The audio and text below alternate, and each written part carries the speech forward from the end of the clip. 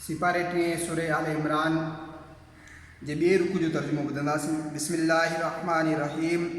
बेशक जेकी काफ़िर थिया उन्हनि जो माल ऐं औलाद खेनि अल्लाह खां कुझु बि बचाए न सघंदा ऐं उहे ई दोज़ख जो ॿारण आहिनि।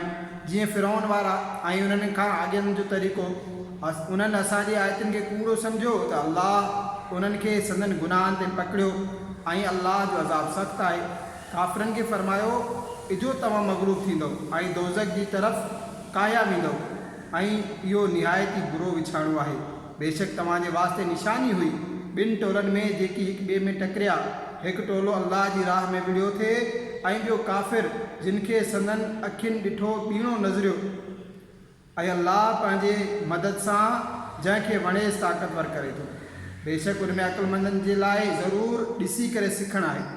माण्हुनि जे वास्ते सिंगारी वई उन्हनि ख़्वाहिशनि जी मोहबत, औरतूं, पुट ऐं ढेर सोन ऐं चांदीअ जा ऐं निशान कयल घोड़ा ऐं चौपाया ऐं पोखूं।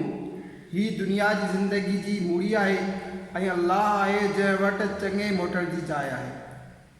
तव्हां फरमायो छा मां तव्हांखे उन खां बहितर ॻाल्हि ॿुधायां?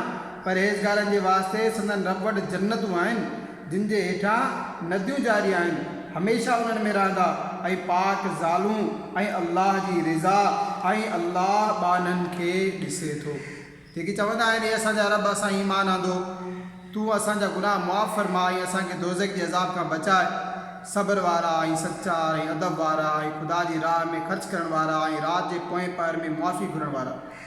अल्लाह शाहिदी ॾिनी त उन खां सवाइ को बि माबूद कोन्हे ऐं मलाइकनि ऐं आलिमनि इंसाफ़ सां बीहारे करे उन खां सवाइ कंहिंजी इबादत न आहे।